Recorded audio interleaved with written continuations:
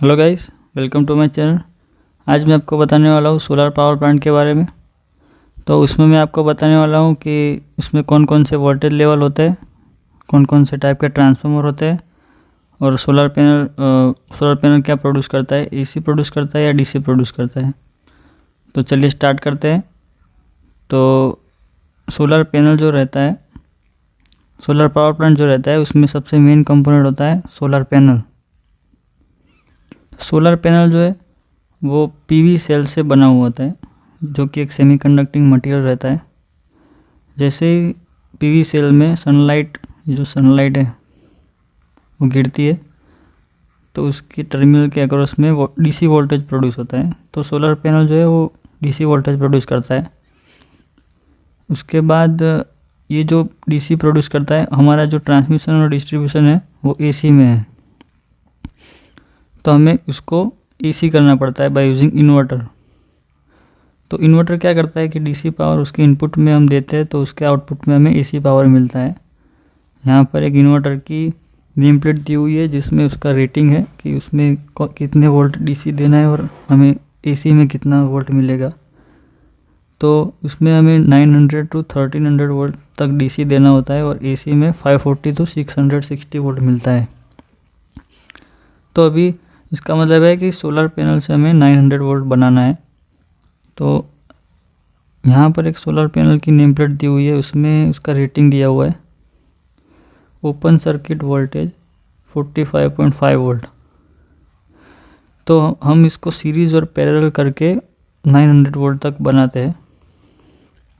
ये जो यहाँ पर देख रहे हैं, उसमें कई सारी solar cells, solar panels connect रहती है बाय यूजिंग कनेक्टर, और हमें उसके आउटपुट में 900 वोल्ट तक मिलता है। तो जब हम 900 वोल्ट देते हैं तो इन्वर्टर हमें एसी करके देता है इस रेंज में। अभी ये जो रेंज है वो लो वोल्टेज की रेंज में आता है। हमारा transmission, primary distribution, secondary distribution, primary distribution जो है वो 11 kV में है। तो हमें उसको स्टेप अप करना पड़ता है बाय यूजिंग ट्रांसफार्मर। तो स्टेप अप करने के लिए हम इसमें ट्रांसफार्मर यूज़ करते हैं, जिसको बोलते हैं इन्वर्टर ड्यूटी ट्रांसफार्मर, जो कि एक 5 वाइंडिंग ट्रांसफार्मर रहता है। उसमें एक वाइंडिंग एचवी का रहता है और 4 वाइंडिंग एलवी के रहता है। उसमें एचवी का जो रेटिंग है वो 33 kV का है और एलवी का है वो 600 वोल्ट का है। मतलब जब हम एलवी में 600 वोल्ट इन्वर्टर का आउटपुट देंगे तो वो हमें एचवी में 33 kV तक देगा। उसका जो वेक्टर ग्रुप है वो इस तरह से रहता है।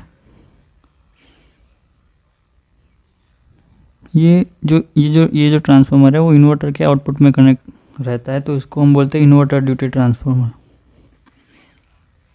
इसके बाद जो इसका जो आउटपुट है 33 kV, वो एक पैनल में आता है जिसको बोलते हैं आईसीओजी पैनल। आईसीओजी पैनल इनकमिंग और आउटगोइंग पैनल है। Incoming outgoing panel.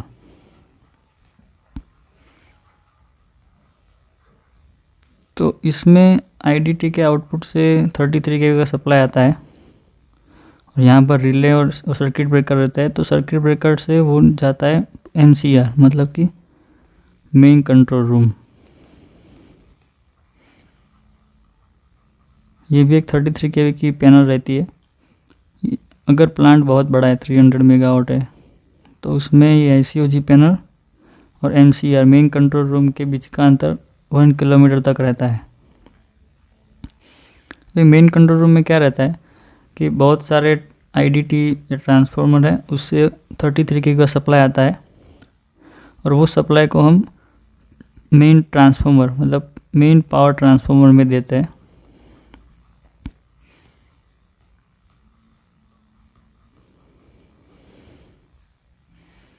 तो यहाँ पर आउटगोइंग, मतलब ये जो सप्लाई है ये एमसीआर से आता है और हम यहाँ पर देते हैं।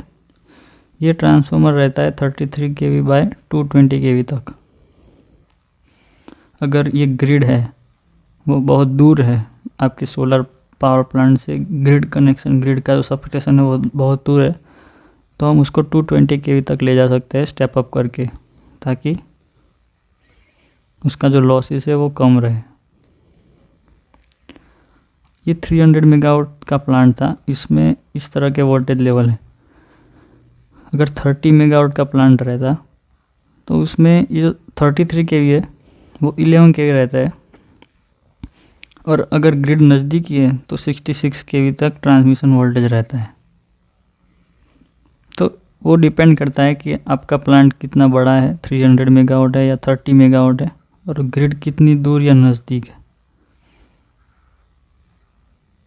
तो ये जो सोलर प्लांट है वो उसमें जो इन्वर्टर रहता है वो ग्रिड टाइड इन्वर्टर रहता है, मतलब ग्रिड कनेक्टेड इन्वर्टर।